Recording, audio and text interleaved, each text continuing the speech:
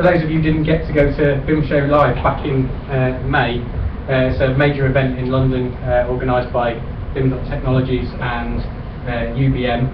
Unfortunately, James, our speaker, invited me to be on the panel to judge who should get to speak. I wasn't quite sure whether this was a BIM event or whether somebody was suggesting my weight was a problem. But when we looked through the actual presentations, there was an awful lot of content to look through, and I took some abuse for not putting certain people through from a personal level. But it was very much a cross-platform, looking at trying to involve everybody, and I think it's a fair reflection of where the construction industry is today. Dave Phil did his usual presentation and appeared out of a DeLorean. He'd apparently been to the future, or whether he'd been to the past, I don't know, depends which version.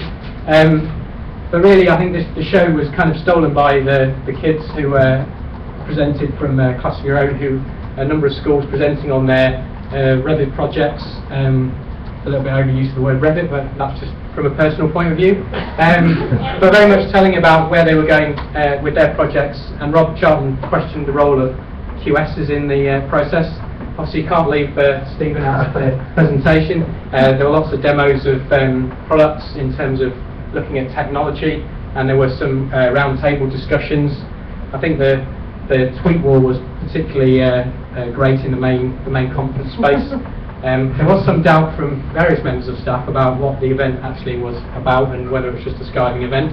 There was an interesting use of technology through a piece of technology called Poken, which allows you to exchange details, although they didn't actually set the passwords very clever. There's only one password, so certain people decided to amend other people's profiles. And there was quite a lot of Star Wars, in fact an excessive amount of Star Wars. And a lot of laser scanning, so Dave Phil managed to get himself scanned. Interesting as well, there was plenty of introduction for beginners in terms of there was breakfast in the morning to allow people, and again you can see the geeky nature and side of technology of the people who attend, in that there was a lot of retro gaming software available for those who remember this far back. Obviously I remember none of these, far too young for this. This is probably the fewest number of slides I've got to present. There were some rather strange things going on as well, and there was a competition to see who knew the most about BIM. Unfortunately, I struggled using a PC. That was probably where I spent most of my time trying to work out, rather than the BIM questions themselves, so I failed miserably. That's my excuse anyway. But it was nice to see, I think, the change probably from last year, a lot more manufacturers turning up, and I think that's quite a, it's a good sign that manufacturers are starting to enter the process. And I think when you look at what was there in terms of the people who, were actually were moving forward, and I think when I get to my last slide, I kind of get to my point. There was a lot of alcohol involved, I think, as well. In fact, the first night when I was supposed to get an early night before a speaker, I was at the bar at 2:30 in the morning with James, chewing the fat over all things BIM.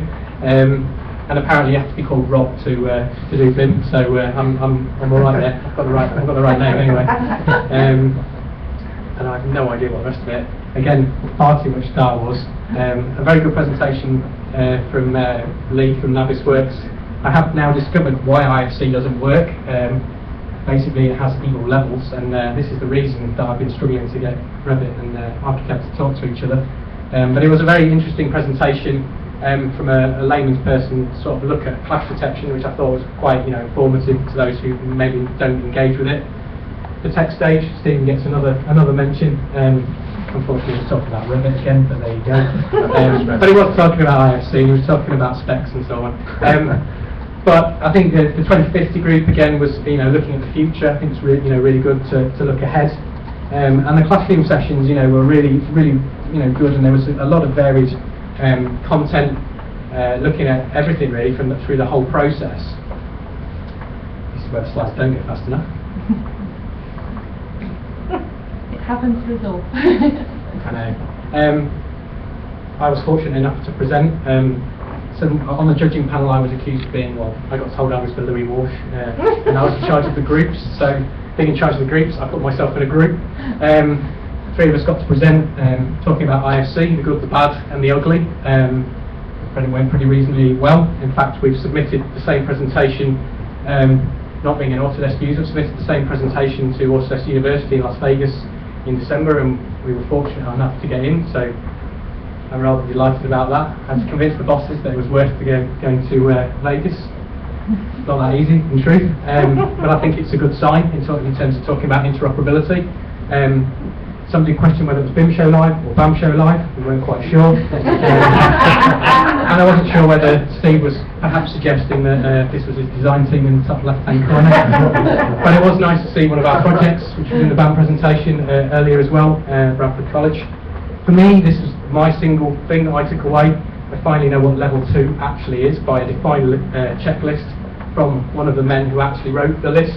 So for me, this has been quite a good, internally, been quite a good checklist to try and assess whether we are actually level 2 compliant. Okay, we know what the outputs are, but actually there's some useful stuff in there. Interestingly, there's some discussions about whether you need 2 BIM execution plans or 1.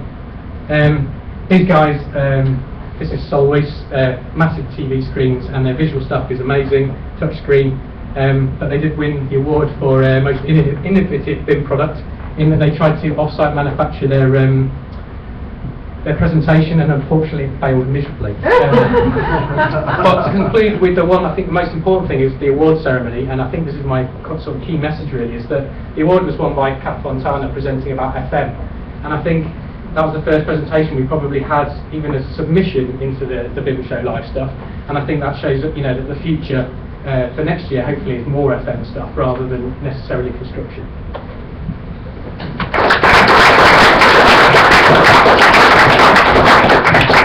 Thank you very much.